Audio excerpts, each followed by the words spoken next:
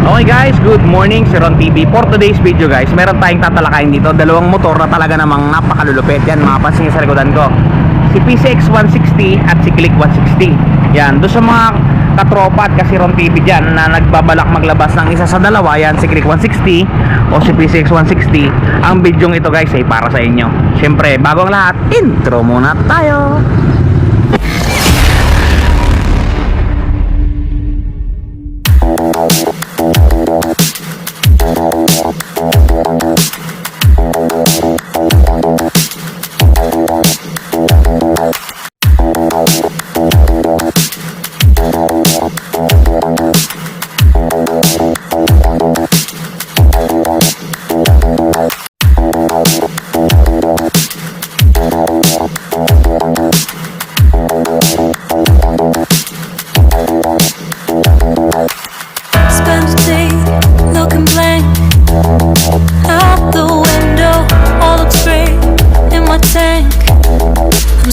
Eto guys, simulan natin sa kanilang mga harapang bahagi. As you can see, pinagtabi ko si PCX 160 at si Click 160. Dito pa lang makikita nyo na talagang meron silang malaking pinagkaiba. Okay, bigyan natin ng kanya-kanyang video. Okay guys, unahin na natin ang PCX 160. Yan, kung mapapansin nyo, fully digital na ang kanyang front lamp. Yan, nandyan, napakaganda at napakalupit. At nandito ang kanyang signal light. Napakabrusko talaga tingnan at napakalaki. Napakalaki din ang kanyang visor sa kanyang harapan na talagang goods sa goods. Okay, punta tayo sa Click 160. Kung mapapansin nyo naman dito, yung pagkabrusko nasa kanya din. Mukhang napakasuplado ng kanyang headlight na LED din. At meron siyang running light dito. Daylight running light. Nandyan din ang kanyang signal light. At talaga naman buhay na buhay. Kung mapapansin nyo lang, wala siyang visor sa taas, pero nandito sa banda sa ilalim, medyo maliit nga lang. Okay guys, dakuin naman natin ang kanilang mga front tire. Kung makapansin nyo, CBS brake ang ating PCX 160. Yan, dalawang hose yan. Nisin ang tatak ng caliper. Talaga namang napakaganda tingnan. Yan ang kanyang display. At napakatigas ng itsura ng kanyang mags. By 14 nga pala ito guys. Ang size ng kanyang goma, yan kung mapapansin ninyo, 110 by 70, 14 inches. Okay guys, talaga naman tubeless yan. Dumako tayo sa Click 160. Yan, kung mapapansin ninyo, napakasimple lang ng kanyang mag sa harapan at talaga namang maganda din. Meron siyang display na napakaganda ng mga disenyo, napakaganda ng kanyang mags na kulay gunmetal. Ang tire size nga pala na to, ang size ng goma na to, 100 by 80 by 14. Pares silang 14, pero mas maganda ang caliper ng ating PCX kasi ito single caliper lang. Okay guys, ang sunod naman natin ang mga fuel consumption at saka fuel capacity ng ating dalawang motor. Unahin natin si PCX 160. Ang fuel consumption ng ating motor ay 45.1 km per liters. At ang tangke niya ay may sukat na 8.1 liters. Kasunod naman ito ang ating Click 160. Ang Click 160 ay kayang tumakbo ng 45.1 km per liters at ang kanyang capacity ng kanyang tangke ay 5.5 liters. Di hamak na mas malaki ang tangke ni PCX 160. Ito kung mapapansin ninyo, so sa likuran ng ating Honda Click 160, yan, meron siyang mudguard. Mapapansin nyo, meron siyang mudguard. At yung gulong niya, ito, mapapansin nyo, ang size ng likurang gulong na to ay 120/70 by 14. Drum brake tayo guys, drum brake. At meron siyang swing arm, kung mapapansin ninyo, at talaga namang single shock lang sa likod. Yan, ang tambutse na to, yan, mapapansin ninyo, halos magkamukha sila ni PCX 160 ng tambutso. Yan. Punta naman tayo kay PCX 160 Yan, kung mapapansin niyo ang gulong ng ating PCX 160, ang likuran ay 130 by 40, 13 lang yung size niya. Ang preno natin sa likod, disc brake. Yan, mapapansin niyo, disc brake din siya at talaga namang Nissin din yung tatak. Ganda guys.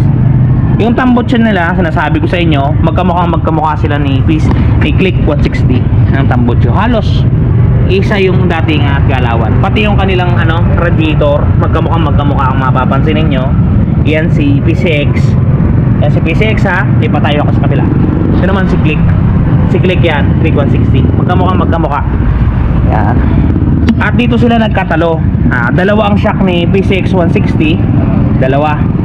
Tapos meron din siyang mudguard at meron din siyang swing arm. Yan yung mga pinagkakaiba nila.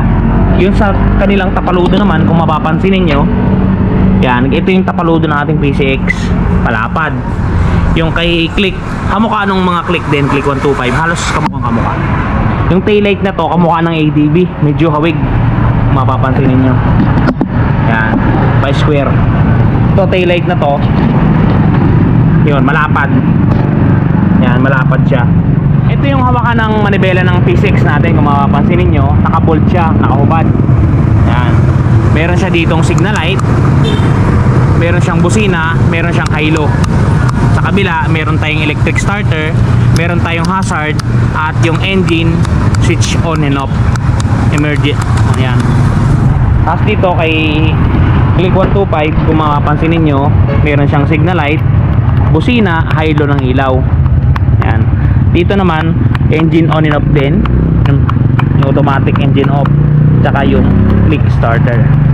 Panel board, parang si Click 125 siya. Dito naman, napakaganda ng panel board din na to. Napakalaki. Yan kung mapapansin ninyo. Goods to goods. Ang bulsa nila, kung mapapansin ninyo, isa lang ang bulsa ni PCX. Nandito lang sa may bandang kaliwa. At meron din siyang charger. Yan, charger port, kung mapapansin ninyo. Nagamang okay na okay. Ang gasolinahan niya nandito sa harapan. Tapos dito, parang shilane yung kanyang susyan. Mapapansin niyo, parang shilane sa gasol. Yan. Ito naman si Honda Click, halos magkamukha talaga sila. Kaya nga minsan nga iniisip ko, isa lang ang makina na tong dalawang to eh. Yan. Meron siyang bulsa dito, ito yung wala dun sa kabila. Siya mayroong bulsa dito. Meron din siya ditong bulsa. At may charger din yan, guys. Ayun, no? May charger din yan. Madilim. Yan. Malalim din yan. Nasasaraan din. Diba? At dito, may sabitan to. Siya wala. Ito yung bangko ng ating Click 160. Yan, kung mapapansin ninyo. Isa lang ang tone niya. Isa lang yung pinaka ginamit na ano sa kanya, fabric. Yan. Di pa tayo dun sa kabila. Ito naman si PCX. Kung mapapansin nyo, dalawang fabric yung ginamit dito. Isang magaspang at isang makinis. Yan. At meron siyang stitching na kulay gray. Goods to goods. Ito naman sa U-box nila, kung mapapansin niyo, ang U-box ng PCX napakalaki. Napakalaki ng U-box ng PCX. Ayan, imagine niyo yung kamay ko. Di ba? Laki. Doon tayo sa kabila, sa Click 160. Parang si ano lang din siya. Parang si Click 125 ang kanyang U-box. Ayan. Yung kanyang carrier, mapapansin niyo, yan halos parang nakahawig. Parang nakahawig lang kay ADB. May mga square. Ito naman kay PCX, hindi mo makikita kasi nakabalot ng plastic yung kanyang carrier. Good sa good. Guys, ganito nga pala ang itsura ng baterya ng ating Click 160. Yan. GS meron siyang kasamang manual syempre. Click 160 Ganito ang itsura ng kanyang side mirror. Yan. Mapapansin ninyo. Ganito. Meron siyang kapirasong tools din. Yan. Konti lang. Yan, yan yung mga kasama natin.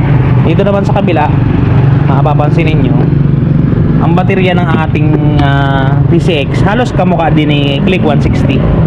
Yan. Ang side mirror niya, mapapansin nyo, yan. Halos magkahawig din sila. Yan, di ba? Yung side mirror nilang dalawa ay magkamukha guys, para sa inyong kaalaman.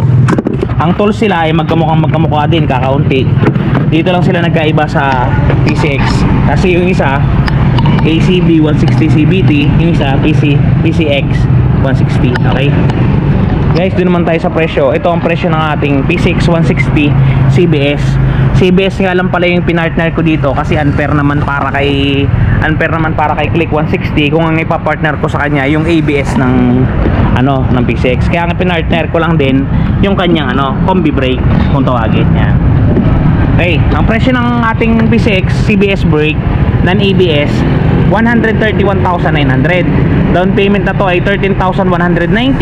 2 years nyo 8,212 at 3 years nyo 6,705 pesos. PCX non-ABS. Yan. Doon naman sa ating Click 160, yan, mapapansin nyo combi brake din yan, hindi siya ABS, wala siyang ABS talaga. Yan. Ang presyo natin medyo mura.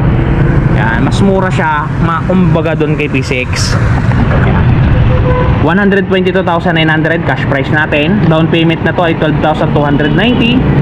2 years 7,658 at 3 years 6,255. Yan, mapapansin niyo. Ayun guys, nakapagtapos na naman tayo ng panibagong video. Ginawa natin ang bidyong to hindi para pag-awayin yung mga owners ng dalawang yan, ni PCX at ni Click 160. Ginawa natin ang bidyong to para mabigyan natin ng linaw yung mga client at mga customer at mga katropa natin dyan na nagbabalak paglabas ng gantong mga unit, para meron silang idea bago sila pumunta sa dealership na ganito pala ang presyo nito at ganito pala ang mga itsura nito. Okay guys? Okay guys, hanggang sa susunod, si Ron TV, ingat kayo palagi. Cheers! Bye-bye!